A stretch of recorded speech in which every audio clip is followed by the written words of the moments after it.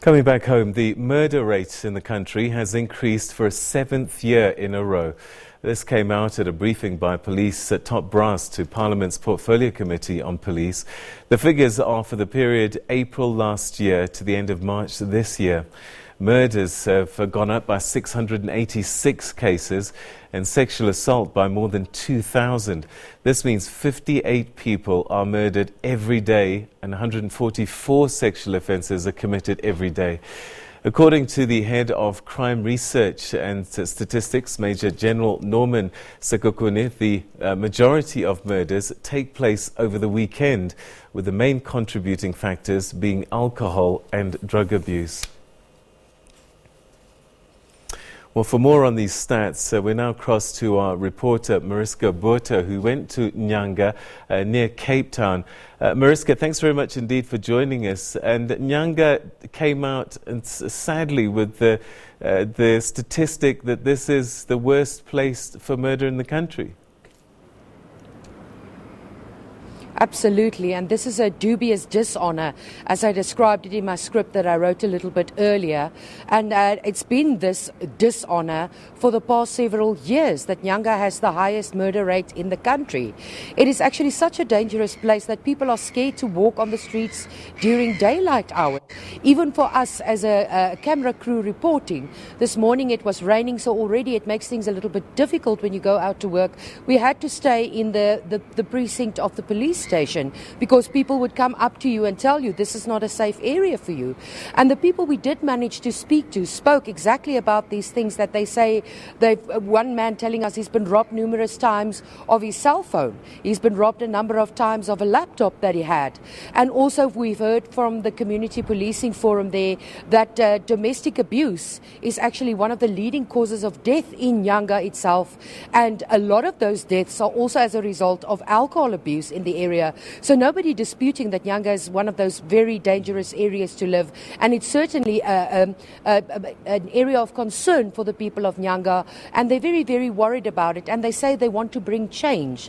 As the Policing Community Forum told us, they've put plans in place, and they've said by next year they will lose this dubious dishonour as being the murder capital of South Africa, and by doing so they will have regular meeting sessions with all stakeholders. They're on an education drive, especially about domestic abuse, which the Community Policing Forum told us often leads to murders as well. If there's abuse in the house, the possibility of murder is not far off, and that is what they've seen in their experience. So they say they are working hard to change the statistics around for Nyanga itself, but at this point in time, Nyanga is definitely one of those places that one should not venture into if you don't know where you're going to, and if you're not going to be safe there, you shouldn't go there. It is a very dangerous place to live and to work, and the people on the street have told us as much this morning.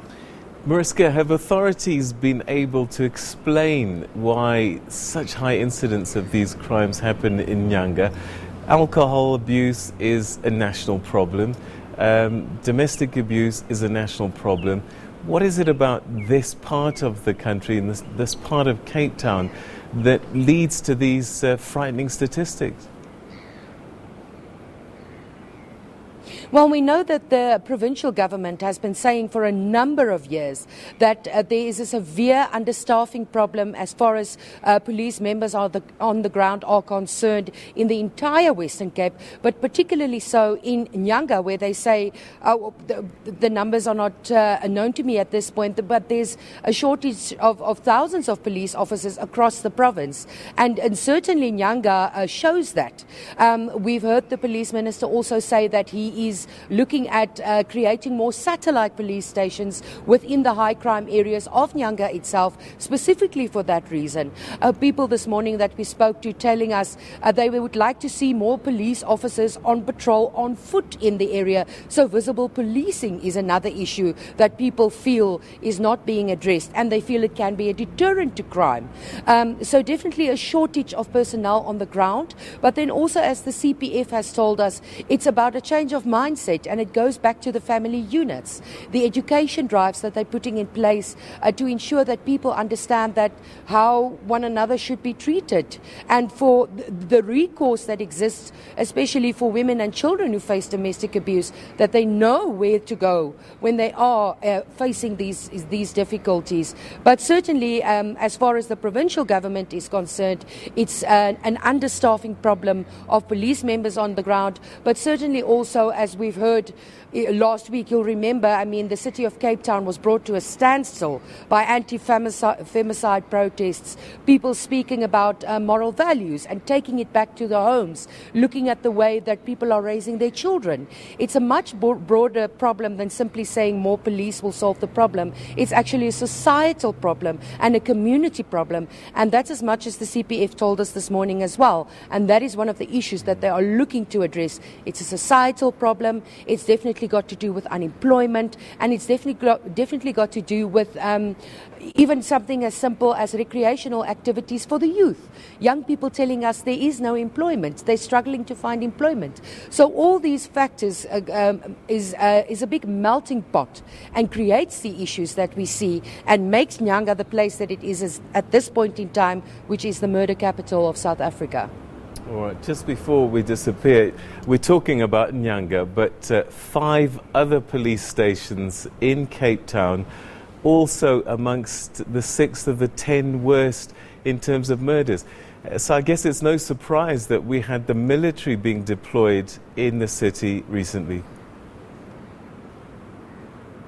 You are absolutely 100% correct.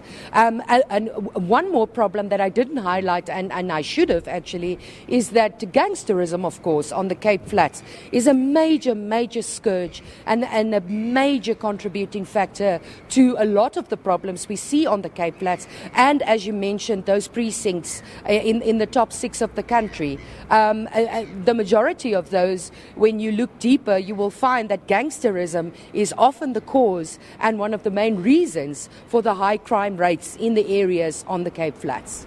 All right, Mariska, we're going to leave it there. Thanks very much indeed for that update. That was our reporter, Mariska Botha, reporting there from Cape Town, a city where 6 of the 10 worst murder areas are from that city alone in the country.